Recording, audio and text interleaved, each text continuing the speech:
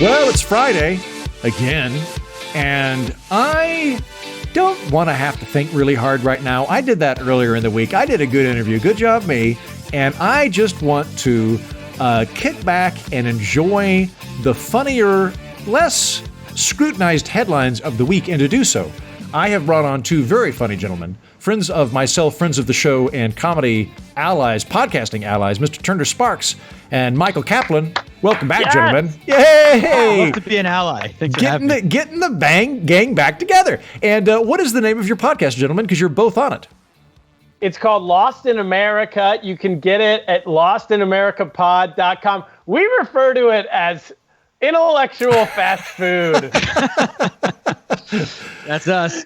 Yeah. Are you already using that for your podcast? You just told us off air. Yeah, no, but I didn't trademark it though, so I think you can steal it. I only started recording once we began this podcast, so I have no means by which to sue you, which was the whole plan. The whole plan is just to try and sue comedians. Consider it stolen. Let me tell you who we've had recently. We had Larry the Cable Guy. Nice. He's a name. He's a guy. He's a guy. We also had Ari Shaffir, who's been canceled like 9 times this year. Yeah, he's been erased from the time-space continuum. He doesn't even exist in certain dimensions. And then we had Dan Artest, who is Ron Artest's brother. If you're not a fan of the NBA, I don't think he knows. Do you remember the guy who ran into the stands in Detroit like 10 years ago and beat up like 12 fans? No, that sounds fascinating. There was Indiana Pacers, Detroit Pistons melee. Wait. Like, see, he's a basketballer, and he went into the stands to beat up fans of the opposite team, or like was his team heckling him? I don't know, because 12 fans seems really excessive for a He's like 6'8", 250, and just pure muscle. Okay, and also has battling mental issues. In that case, it makes sense. You know what? If I were, like, the only sport I can imagine myself being even remotely competitive in is bocce ball, which, to be blunt, does not have a really big learning curve to it. Like, somebody who's been playing bocce ball for 30 years could turn out to be just as good as your niece that just picked up the ball today. Like, it's really a sport designed around drinking and talking. But this is the only one I can see myself, like, ever being in the Olympics in. But that said, though, if I were, like, 8 feet tall, and I had a lot of steroids and mental health issues, and somebody was lipping off, maybe instead of attacking that one guy as I currently would as little old me, if I was 8 feet tall, I would, in the same way that I would need more caloric intake, maybe I would need more violent output. And so I would need to attack like an entire stadium as opposed to one heckler. Well, also, just to be on his side a little bit, he had kind of gotten into a fight with a player on the court, and then he laid down on the scorer's table, and then someone, Detroit, the classiest fans on earth. Oh, yeah. Someone there threw a full beer that landed on his chest. That's really what the fans fault. Okay. And it exploded on him, and he went nuts. So anyway, we had his brother. We had his brother on, though. We didn't have him on. Let's clarify. I gotta say, like, while I'm not in favor of violence, I gotta say he didn't start it in that case. Now, did he know who threw it? Because I feel like it would be bad if he just went into the stand and started hitting random people. Is that what? He did. Oh, he never mind then. Guy. You know what? I was in favor of him for a second. Now I'm against him. I'm not against random violence. I'm against targeted, meaningful violence, or I'm for targeted, meaningful violence. It doesn't sound like he was accomplishing that. Well, that's why he wasn't on our podcast. We had his brother on because we didn't get on it either. Well, because he might beat the hell out of you. Whereas his brother, particularly now if you're talking to the violent guy's brother via Zoom, that's 2 degrees of separation. So the likelihood that he's going to find you and kill you are very minimal. Great. So that's the show. That is the show, the Lost in America podcast. And you've been on multiple times. I've been on multiple times. Yeah. I think I've even put a. I've put a clip of the show on the Patreon feed a couple times because I was like, hey guys, I really enjoyed this. And so promoted you guys. And if you're on Patreon, you can go back. If you're particularly enterprising, you could just go to their show.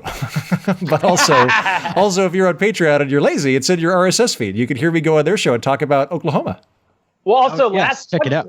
Kaplan and I do Tuesday. So Monday, it's free. That's Lost in America. That goes out everywhere. Tuesday through Friday, it's just Kaplan and I, no guests, doing a half-hour show on Patreon. Dead weight, as you call them.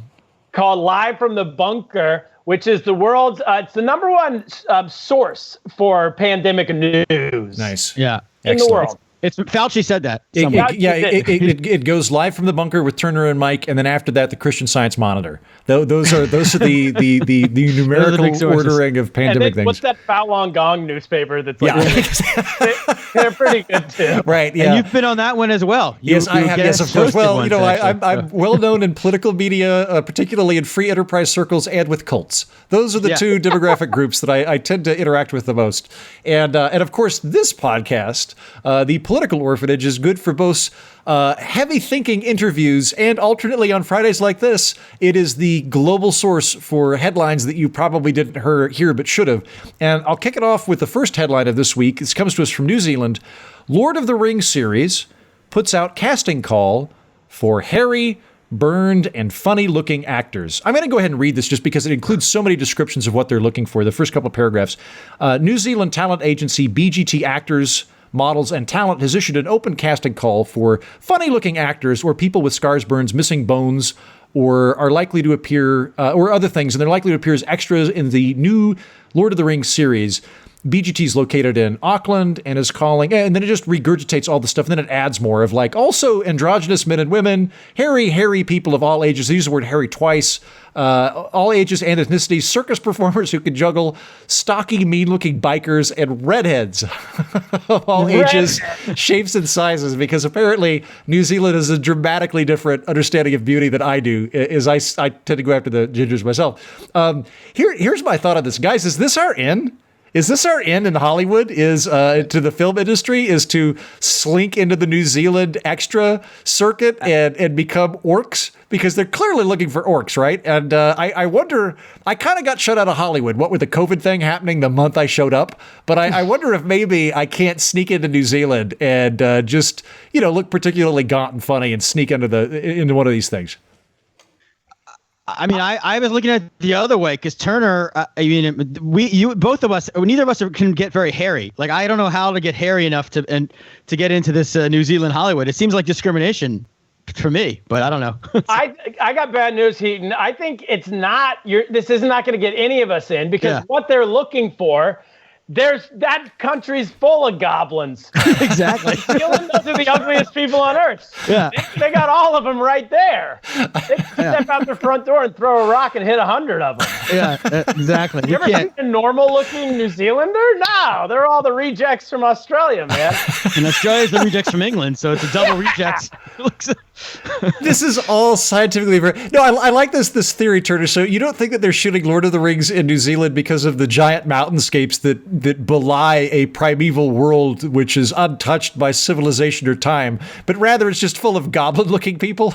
Yes. Yeah, it's full of goblins who are circus performers. All these things, these are all things they all do for like every day. We can't compete with that. Capsule freaks out there. Yeah, a bunch of carnies, man. It's a country of carnies. You know what's funny too? I'm going over the demographics in my head. There are a lot of people from Australia that listen to the program. Shout out to the Aussie listeners. I don't know that I have any Kiwi listeners. I don't think I might, but I can't recall having any. Well, you don't now. Yeah, they don't like intellectual fast food. They're all gone. But Heaton, you know how like they say that everybody, the Vikings were always like attractive people, and that's why Norwegian, Scandinavia, they're also attractive. The Vikings, I don't think they ever made it down to New Zealand. That's the issue. If they would have got down there, they'd be a little better looking. But but that's a push it down. I'm gonna gently push back against your thesis that New Zealand's an island of goblins. Funny though I find it. I dated an Australian for a while, and I feel like I realized that there's all sorts of differences between Australia and New Zealand, but they're probably more similar to each other than any other country. And the Australians are remarkably attractive people.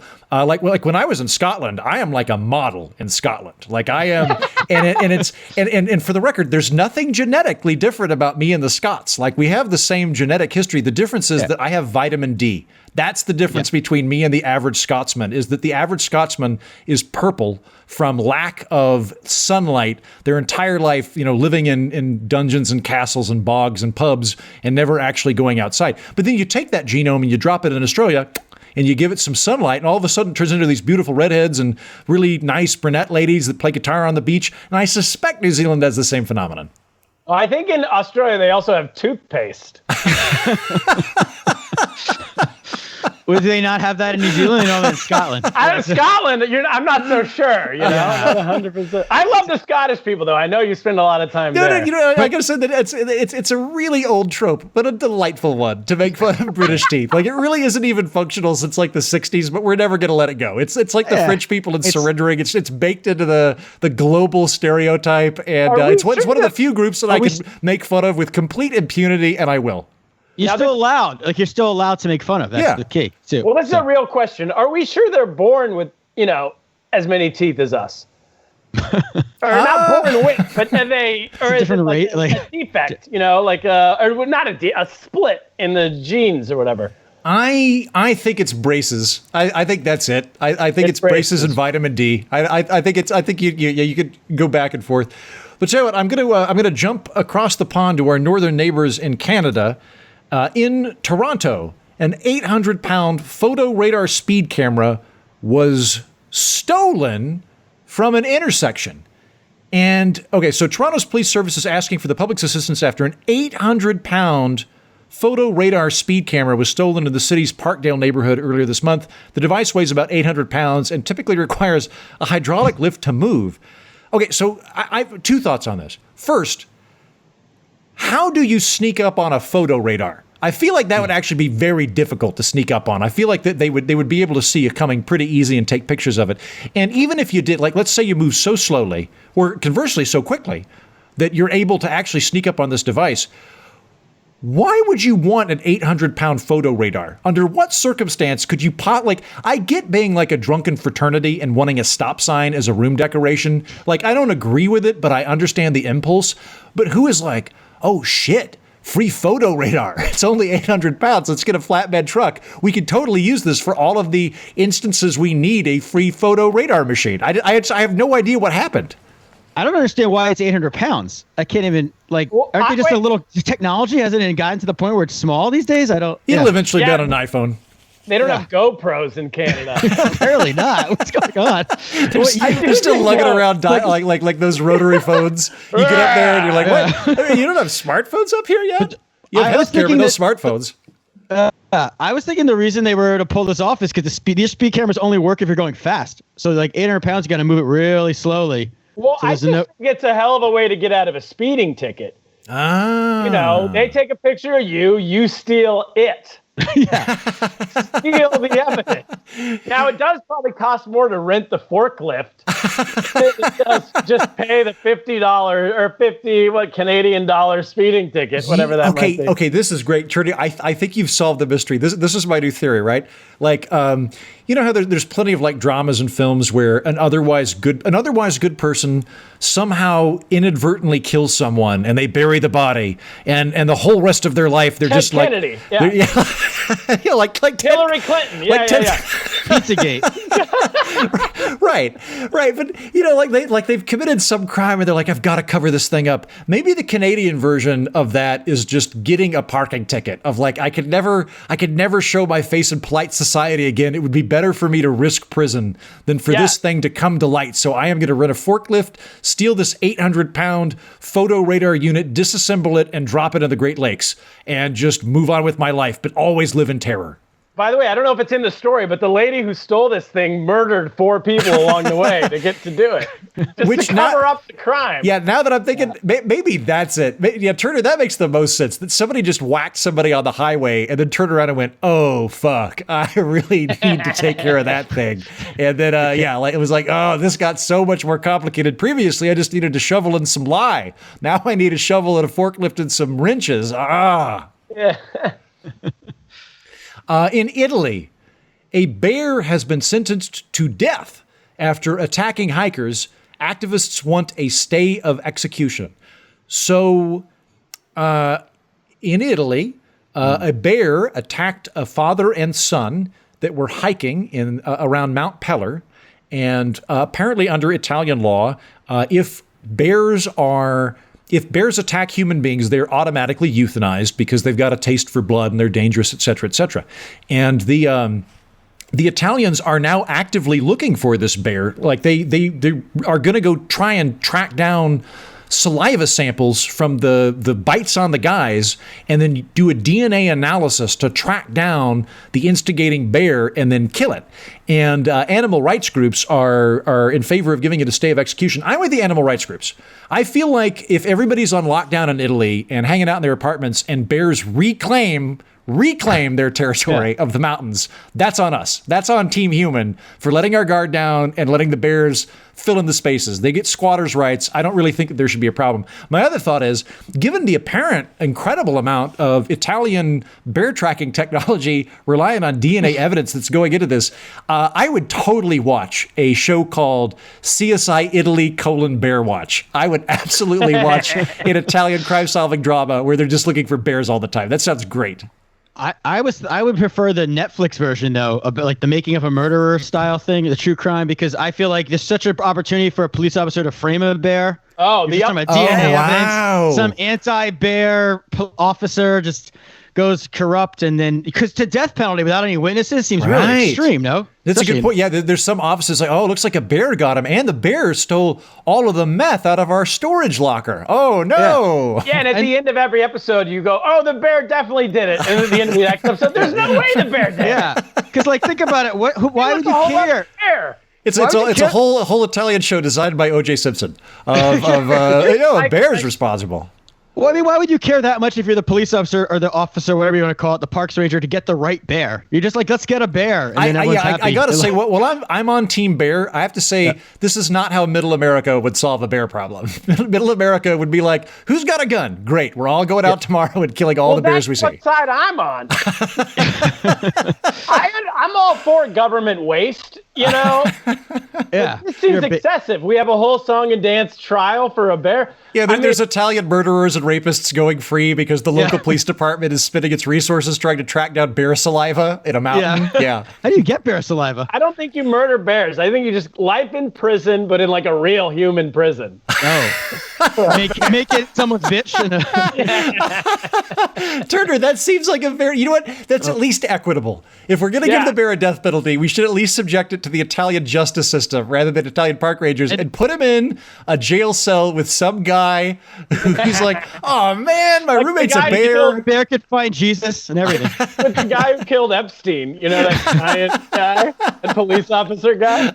Do you think that the bear would get like pen pals with some like woman who's like he's wrongly accused and fall in love with him? Right. This murderer. Yeah. Cut to Heaton sitting by myself, looking up ex-girlfriends during COVID, going, I wonder if any of the. Meanwhile, the bear's getting marriage proposals because the bear's more confident since it killed someone. Also, how bad of a lawyer do you have to be the one who defends the bear in a trial? Another TV show. I was going to say, I would totally be a bear lawyer. That sounds like a really fascinating and awesome form of law of like defending bears. Huh? Ladies and gentlemen of the jury, does this look like a guilty face?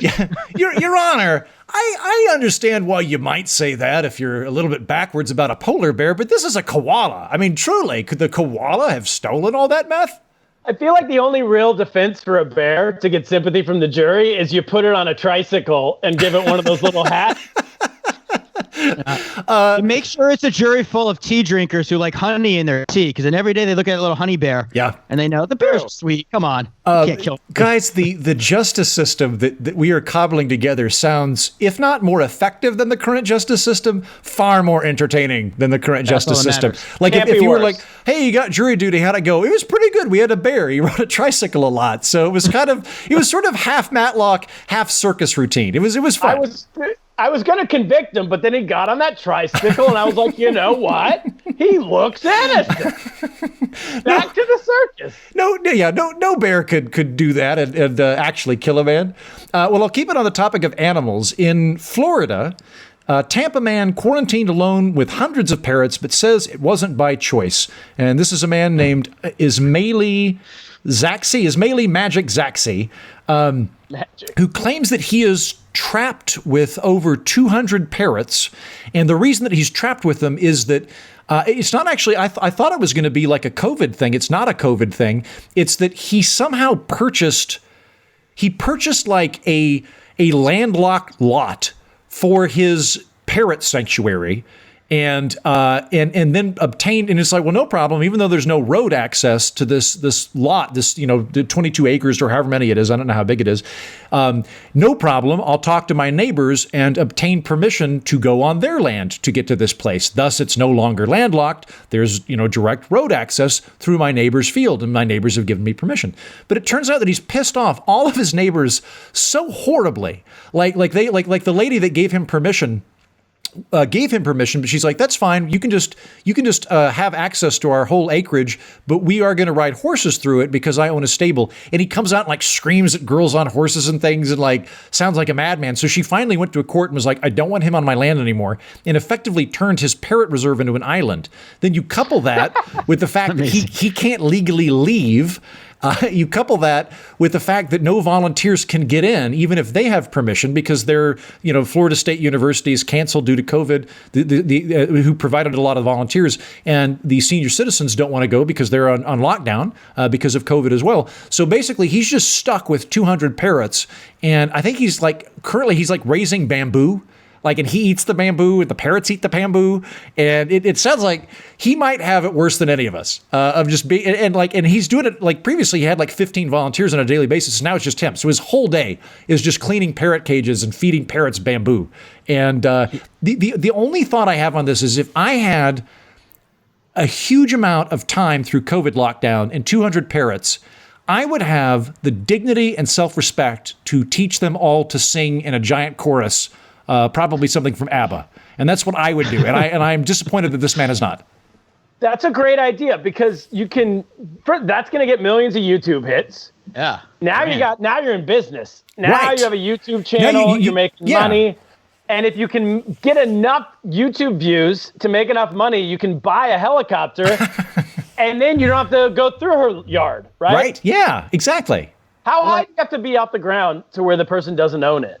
If you go 4 feet off the ground. Yeah, I don't know. I'm sure that there's some sort of rights, but I think your general sentiment is correct. If you had a helicopter that could take up vertically, you would be fine. You would just rise up enough. No, that's a very good point, right? Yeah. Right. Instead of treating this as a scarcity issue, treat this as an opportunity to make some serious money by forming a parrot choir.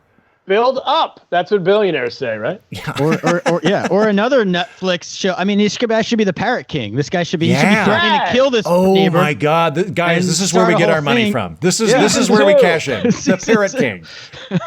Because it's these crazy people. I mean, and Tampa's the perfect place. This feels like a Tampa story. Based on everything I know. Tampa is the Wynnewood of Florida. And wasn't that person in Tampa the woman in the Tiger King, the Carol Baskin? Carol Baskins, yeah.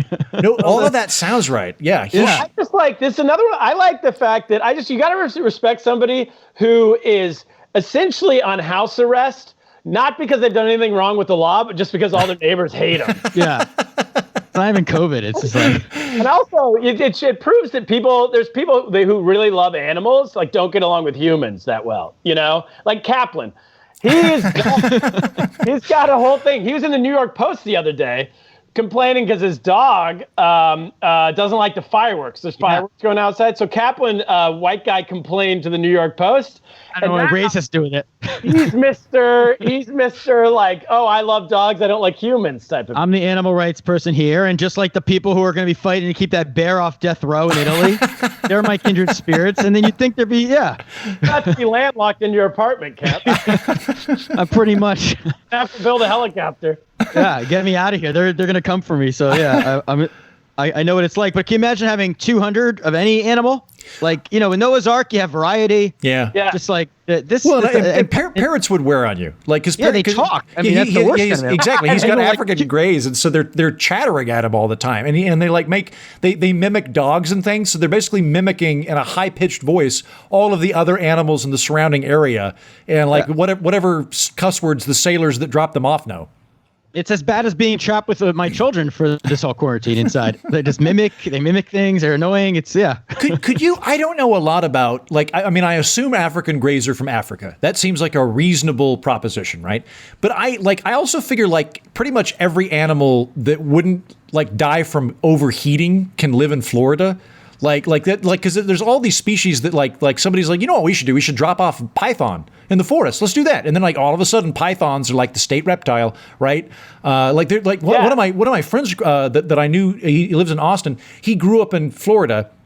And he lived in a stucco house, and these African snails that like get bigger than your fist had come to Florida, and then because it's humid and hot, they just proliferated everywhere. It was my friend's, like, my chore was to mow the lawn when I was a kid. His chore was to wake up every day and go outside with a broom handle and knock the snails off his house because they would literally eat the side of his house. And that's Florida, right? So in that environment where African snails can eat your house because you live in some weird upside down universe cartoon place, could you just release the parrots? I feel like if you just release the parrots and somehow they'd all wind up living with Jimmy Buffett. Like he'd somehow become the parrot king. They would make their way to Margaritaville. Just instinctively.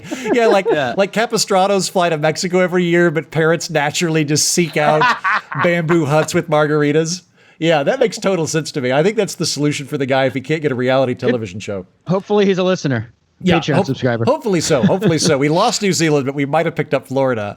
Yeah, there you go. So we'll bring it back to COVID, which continues. Man tells wife he caught chlamydia on a business trip for wearing a face mask. Husband of the year. Husband of the year. So this comes from a news station in Columbia, South Carolina, and I can't report the veracity of this, but I did read through the comments where the story wasn't about chlamydia. The story was about face masks, and a bunch of people were hopping on, going, "I'm sick of face masks. They cause more difficulty than they solve."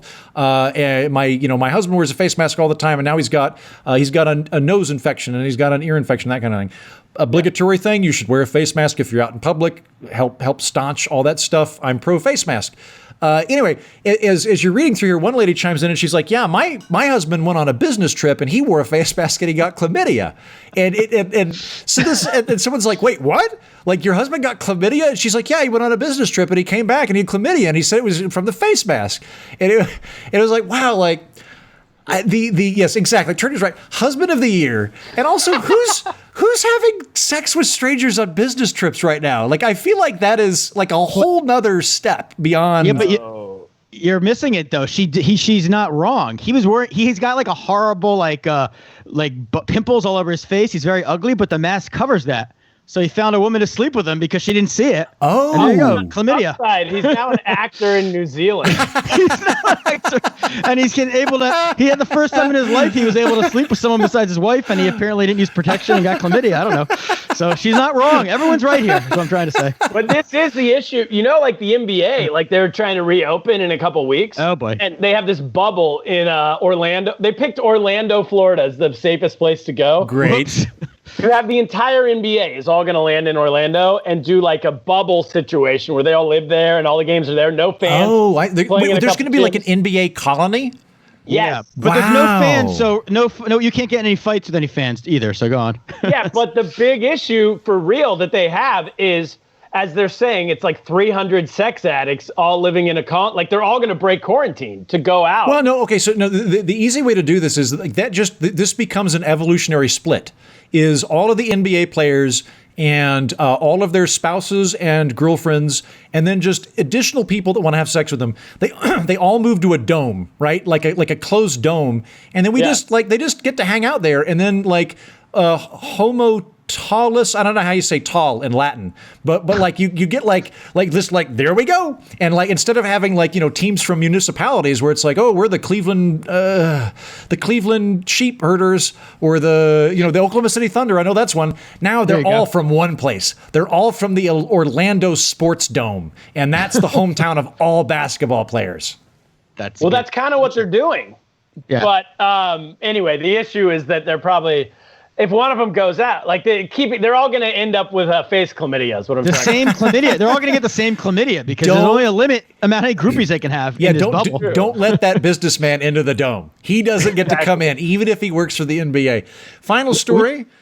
This opera house is reopening with a concert performed exclusively for 2,200 potted plants.